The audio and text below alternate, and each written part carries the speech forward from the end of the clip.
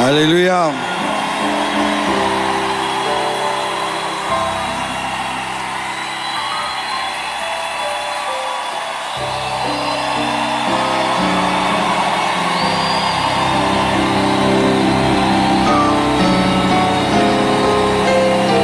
Merci.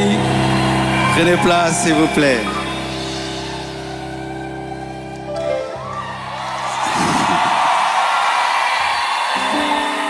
Amen. Ne coupez pas le live, hein? Nous voulons que ça passe en live.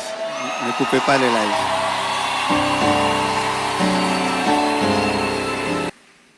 Alors, j'aimerais vous dire qu'après le séminaire, après 25 matins, nous aurons équilibre. Après équilibre, nous aurons un séminaire qu'on appelle Profondeur avec le pasteur Sanogo. Donc, on a 3 grandes actions.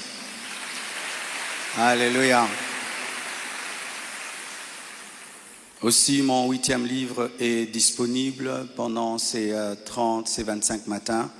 30 clés pour transformer la souffrance en force. 30 clés pour transformer la souffrance en force. Comment tu peux transformer la mer rouge en tapis rouge. Vous savez ce qui m'est arrivé, le départ de Maman Blanche, et Dieu m'a enseigné des choses pour sortir de cette grande douleur, et j'ai écrit cela dans ce livre. Tu as perdu un proche, tu as perdu un ami, tu as perdu quelqu'un. Lis ce livre, tu pourras sortir du deuil, parce qu'il y a des gens qui ne veulent pas sortir du deuil. Dieu veut que tu sortes du deuil, parce qu'il y a un projet d'avenir pour toi. Amen. Alors, vous remarquez la présence de quelqu'un à côté de moi.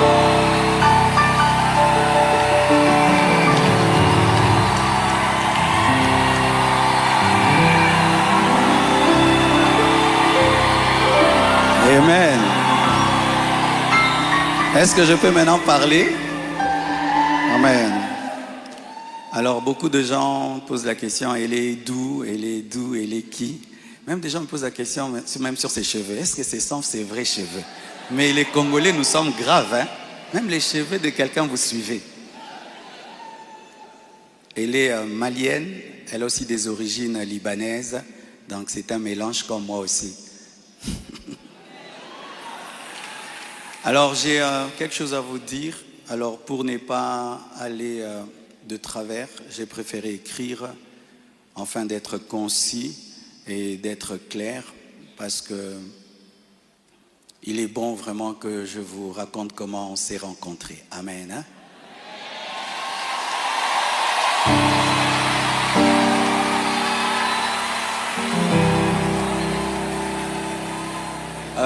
Est-ce qu'il y a quelqu'un qui parle en lingala? J'aimerais aussi que ceux qui parlent le lingala entendent.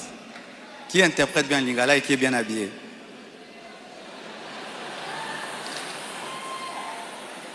Ok, on va traduire pour ceux qui parlent en lingala un jour. Chers frères et sœurs, après le décès brusque de Maman Blanche, j'ai traversé l'une des saisons les plus sombres de ma vie. J'étais au bord de la dépression, même de l'AVC et même de la mort. Mais beaucoup ne s'en sont pas rendus compte, car je faisais l'effort de rester fort pour vous encourager et pour que l'Église ne devienne pas un lieu de deuil permanent. La solitude, les nombreux questionnements, la douleur de mes enfants, l'innocence de mon bébé, le poids du ministère, la gestion de mes affaires, de ma maison et même de moi-même, tout cela pesait terriblement sur mes épaules. Il m'arrivait de sécher mes larmes avant de prêcher et de pleurer dans mon bureau après avoir prêché.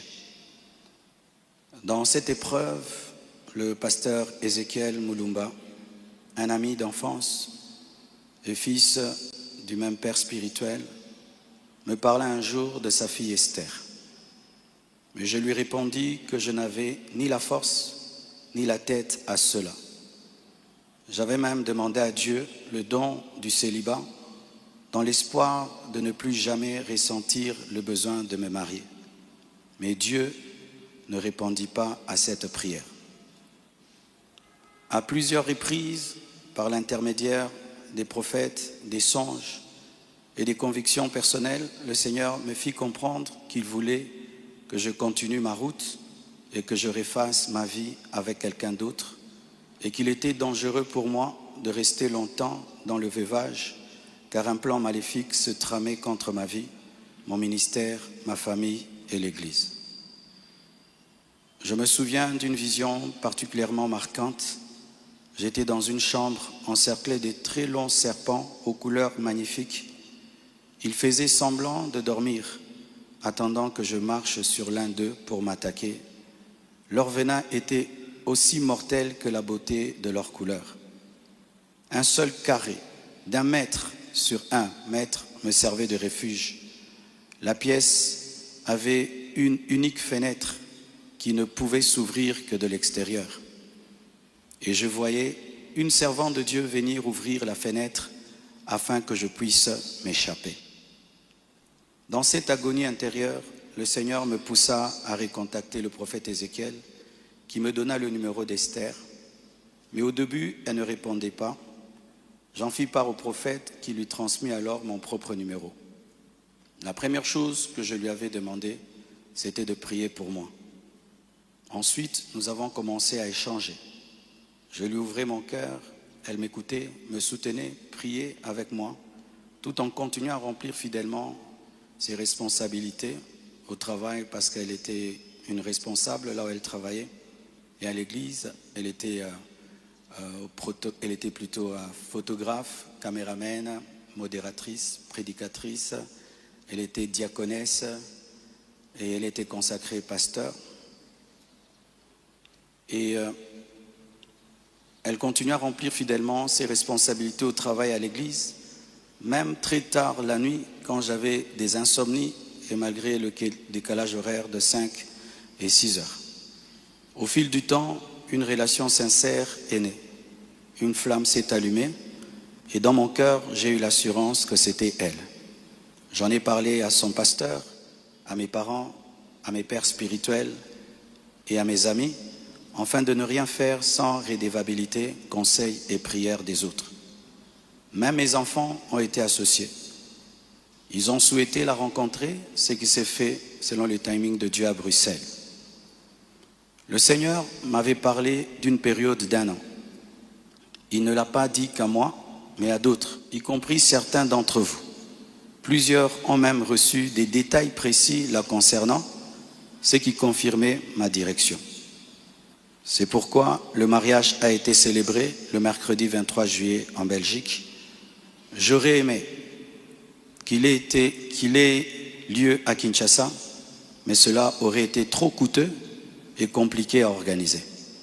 Je comprends que certains aient été surpris ou même blessés par cette démarche qu'ils trouvent très rapide, mais sachez que pour vous, c'est une année. Mais moi, j'ai senti que j'ai fait 3 ans, tellement que c'était terrible, mais je ne pouvais pas, sur cette chair, vous relater ma vie. Si cela vous a offensé, je vous présente mes excuses les plus sincères, mais sachez ceci, le Seigneur s'est servi d'Esther pour que mes enfants, après avoir perdu leur mère, ne perdent pas leur père, pour que la compassion ait toujours un pasteur debout. Je l'aime profondément.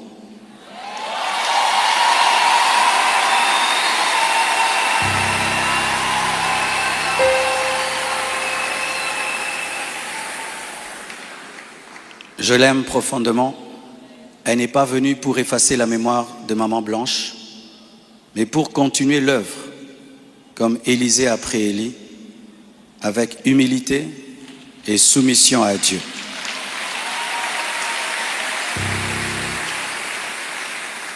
Priez pour elle, elle est étrangère, c'est sa première fois d'être au Congo. Elle a eu le baptême de 4 heures du temps d'embouteillage. Et aujourd'hui, Dieu a fait grâce, il fait froid. Je lui ai dit, tu sens le froid quand même? Elle a dit, mais c'est climatisé. J'ai dit, non, c'est le vent. Priez pour elle, portez-la dans vos cœurs, comme vous m'avez toujours porté dans les vôtres. Demeurez en paix et continuez à prier pour nous, pour toutes ces certaines choses que vous entendez. Je vais clarifier ça progressivement avec le temps de Dieu, dans l'amour, dans le pardon et dans la sagesse, sans rancune. Et merci de tout cœur et que Dieu vous bénisse abondamment.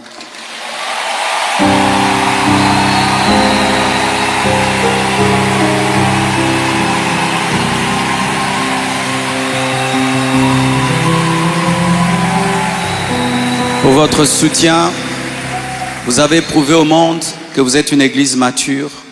Vous avez prouvé au monde que vous êtes une église enracinée. Vous avez prouvé au monde que votre foi est fondée sur Jésus.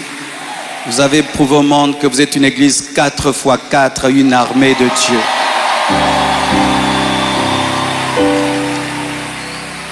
Des fois, j'ai dit à Dieu, tu as beaucoup de serviteurs, pourquoi tout ça c'est moi? Il y a beaucoup d'églises au Congo, pourquoi la compassion, la pluie, les écrans qui tombent sur les gens? Mais nous avons une grande destinée. Un jour, nous comprendrons pourquoi tout ça. Alléluia. Aujourd'hui, nous voulons que vous puissiez prier pour nous. On a prié pour nous à Bruxelles, mais votre prière me manquait. Priez pour nous, s'il vous plaît.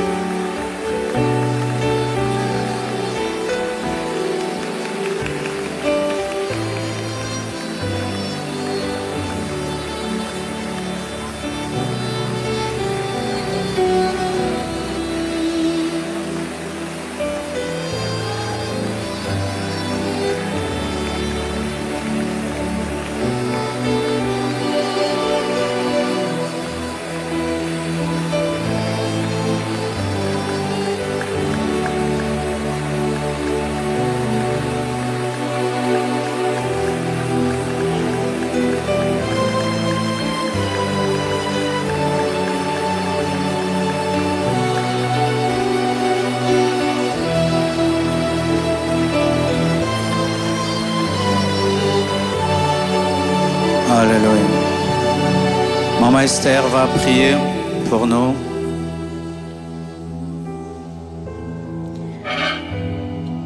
Seigneur, nous voulons te rendre grâce ce matin pour cette première journée, ce premier matin des 25 matins. Nous te rendons grâce éternelle pour tout ce qui a pris place en ce lieu. Nous te disons merci Seigneur parce que nous avons déjà expérimenté ta présence. Nous pouvons palper et sentir ta présence en ce lieu. Et pour cela, nous te rendons des actions de grâce. Nous ne prenons pas part pour acquis ta présence, mais nous savons que c'est un privilège que tu nous accordes de la manifester en ce lieu.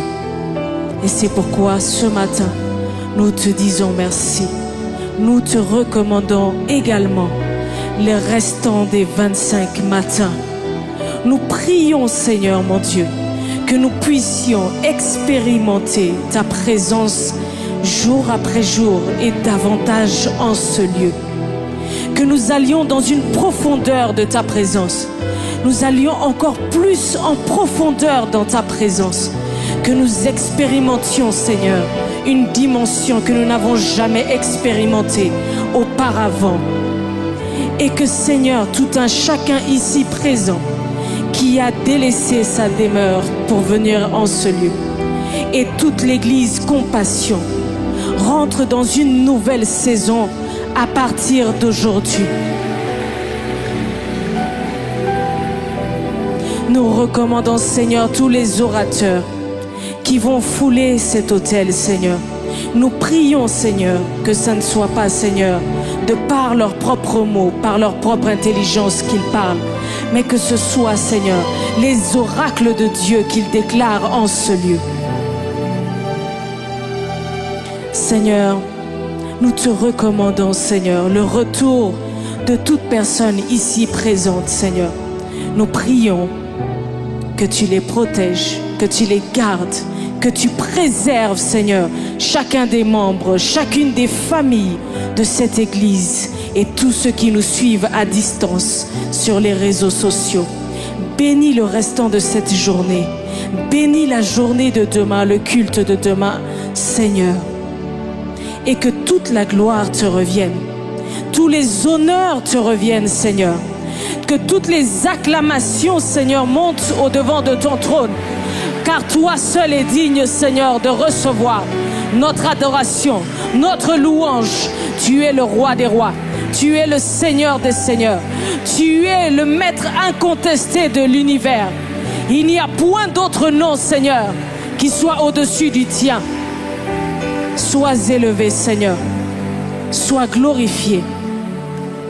C'est dans le nom de Jésus que nous avons ainsi prié. Ensemble, nous disons Amen. Que Dieu vous bénisse. Bon retour dans vos maisons. Amen.